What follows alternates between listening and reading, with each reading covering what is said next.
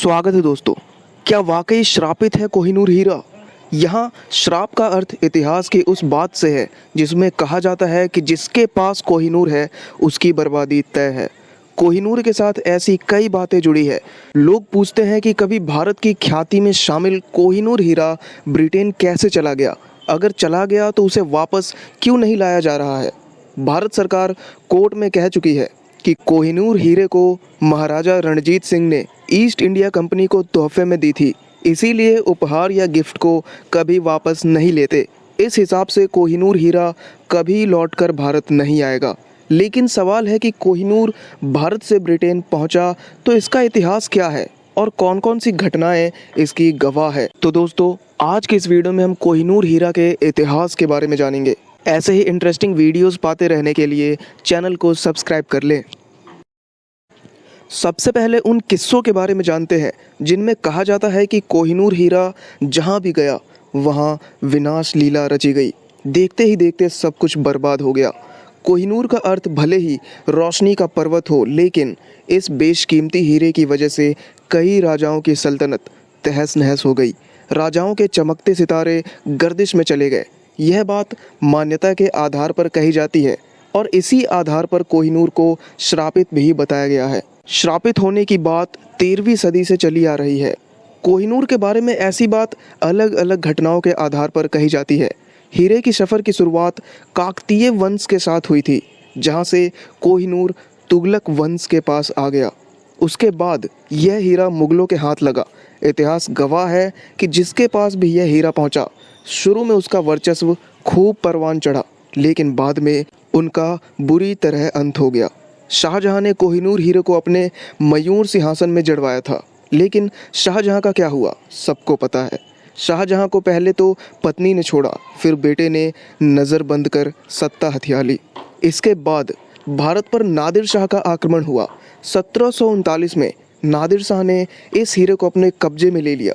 इतिहास के मुताबिक नादिर शाह ने मुगलों को हराकर हीरा को अपने कब्जे में ले लिया और कोहिनूर को पर्शिया लेकर चला गया।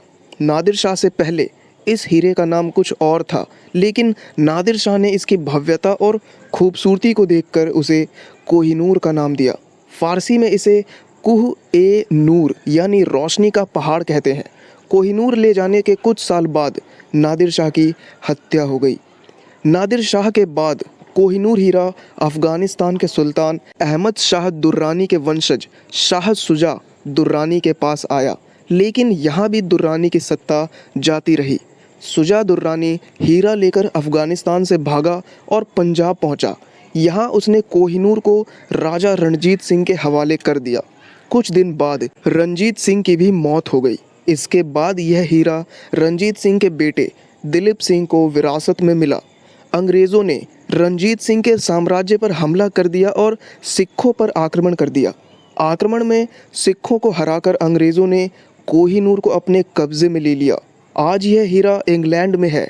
इस हीरे के प्रभाव से बचने के लिए इंग्लैंड की महारानी ने नियम बनाया कि इसे कोई महिला ही धारण करेगी।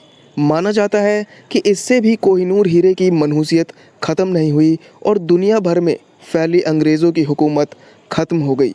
ये सभी बातें मान्यताओं के आधार पर ही कही जाती है। हालांकि कोहिनूर की शुरुआत का इतिहास बिल्कुल स्पष्ट नहीं है। इसके बारे में कहानियों में बहुत रोमांचक ढंग से सुना जाता है। इसके खनन को लेकर दक्षिण भारत में कई कहानियां सुनी जाती है, लेकिन कितनी सच्चाई है नहीं कहा जा सकता। 14वीं शताब्दी से पहले कुछ सुनी सुनाई बातें हैं जो सुल्तानों के बारे में कही जाती है, लेकिन ठीक ढंग से इस हीरे का इतिहास पता नहीं है। यह भी कहा जाता है कि इसे गोलकुंडा के एक खान से निकाला गया था। यह हीरा 105 कैरेट लगभग 21 ग्राम का है। कोहिनूर हीरे को दुनिया भर में सबसे बड़े हीरे के तौर पर विरासत हासिल है। तो उम्मीद है दोस्तों ये वीडियो आपको पसंद आई होगी। अगर वीडियो अच्छी लगी हो तो प्लीज़ वीडियो को लाइक करें और चैनल को सब्सक्राइब कर लें।